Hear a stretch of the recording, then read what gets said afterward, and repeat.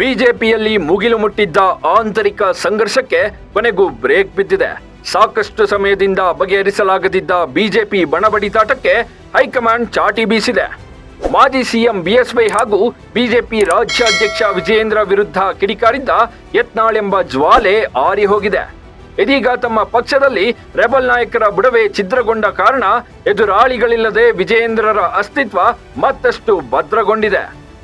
ವಿಜಯೇಂದ್ರರೇ ಮುಂದಿನ ಬಿಜೆಪಿ ರಾಜ್ಯಾಧ್ಯಕ್ಷರಾಗ್ತಾರೆ ಅನ್ನೋ ಇನ್ಸೈಡ್ ಮಾಹಿತಿಯೊಂದು ಹೊರಬಿದ್ದಿದೆ. Basanagouda Yatnal shock, Vijayendra rock. Yes, Yatnal ಬಿಜೆಪಿಯಿಂದ 6 ವರ್ಷ ಉಚ್ಚಾಟನೆಗೊಂಡ ನಂತರ ಬಿಜೆಪಿ ಬಣ ಸಂಘರ್ಷದಲ್ಲಿ ರೆಬಲ್ಸ್ಗೆ ಭಾರಿ ಹಿನ್ನಡೆಯಾಗಿದೆ. ರಾಜ್ಯಾಧ್ಯಕ್ಷ ವಿಜಯೇಂದ್ರರ ಶಕ್ತಿ ಮತ್ತಷ್ಟು ಹೆಚ್ಚಿದೆ. ಓಡೋ ಕುದುರೆನ ಯಾರು ತಡಿಬೇಡಿ ಅನ್ನೋ ಖಡಕ್ ಸಂದೇಶವನ್ನ ವಿಜಯೇಂದ್ರ ರವಾನಿಸಿದ್ದಾರೆ. ಜೊತೆಗೆ ವಿಜಯೇಂದ್ರ ಬೆನ್ನಿಗೆ ಹೈಕಮಾಂಡ್ ನಿಂತಿದ್ದು ನಾಯಕತ್ವದ ವಿರುದ್ಧ ತಿರುಗಿ ಬಿದ್ರೆ ಕಿಕ್ಕೌಟೆ ಶಿಕ್ಷೆ ಅಂತ ಬಿಜೆಪಿ ವರಿಷ್ಠರು ವಾರ್ನಿಂಗ್ ಕೊಟ್ಟಿದ್ದಾರೆ. ಹೀಗಾಗಿ ಬಿಜೆಪಿಯಲ್ಲಿ ಬಿಎಸ್ವೈ ಫ್ಯಾಮಿಲಿಯನ್ನ ಎದುರು ಹಾಕಿಕೊಳ್ಳಲು ಯಾರು ಮುಂದೆ ಬರ್ತಿಲ್ಲ ಅಂತ ಹೇಳಲಾಗ್ತಿದೆ. ತನ್ನ ಮುಂದಿದ್ದ ಅತಿ ದೊಡ್ಡ ಸವಾಲನ್ನ ಶಮನಗೊಳಿಸಿದ ಬಳಿಕ ವಿಜಯೇಂದ್ರರ ಹಾದಿ ಮತ್ತಷ್ಟು ಸುಗಮವಾಗಿದೆ. ಇದಕ್ಕೆ ಪುಷ್ಟಿ ಕೊಡುವಂತೆ ಬಿಜೆಪಿಯಲ್ಲಿ ಮುಂದಿನ ರಾಜ್ಯಾಧ್ಯಕ್ಷ ಯಾರಾಗ್ತಾರೆ ಅಂತ ಬಿಜೆಪಿ ಹೈಕಮಾಂಡ್ ಆಂತರಿಕ ಸಮೀಕ್ಷೆ ನಡೆಸಿತ್ತು. ಈ ಸಮೀಕ್ಷೆಯಲ್ಲಿ ಬಿಜೆಪಿಯ ಸಾಕಷ್ಟು ನಾಯಕರು ವಿಜಯೇಂದ್ರ ಪರವಾಗಿಯೇ ದಾಳ ಉರುಳಿಸಿದ್ದಾರೆ ಅಂತ ಹೇಳಲಾಗ್ತಿದೆ. ಹೀಗಾಗಿ ವಿಜಯೇಂದ್ರ ಮುಂದಿನ ಬಿಜೆಪಿ ರಾಜ್ಯಾಧ್ಯಕ್ಷರಾದ್ರೆ ಯಾವುದೇ ಸಂದೇಹ ಪಡುವ ಅಗತ್ಯವಿಲ್ಲ.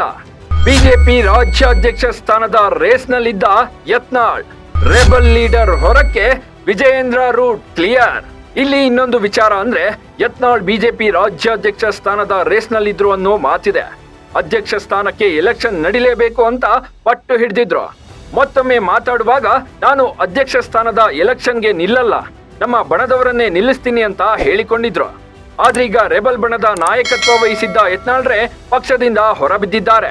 ಹೀಗಾಗಿ ವಿಜಯೇಂದ್ರರ ರಾಜ್ಯಾಧ್ಯಕ್ಷ ಸ್ಥಾನಕ್ಕೆ ಪೈಪೋಟಿ ನೀಡೋರು, ಚಕಾರ ಎತ್ತೋರು ಯಾರು ಇಲ್ಲದಂತಾಗಿದೆ. ಇದರಿಂದ ಸಹಜವಾಗಿಯೇ ವಿಜಯೇಂದ್ರರ ರೂಟ್ ಕ್ಲಿಯರ್ ಆದಂತಿದೆ. ಬಿಜೆಪಿಯಲ್ಲಿ ವಿಜಯೇಂದ್ರ ಮುಂದಿನ ಸಿಎಂ ಅಭ್ಯರ್ಥಿ.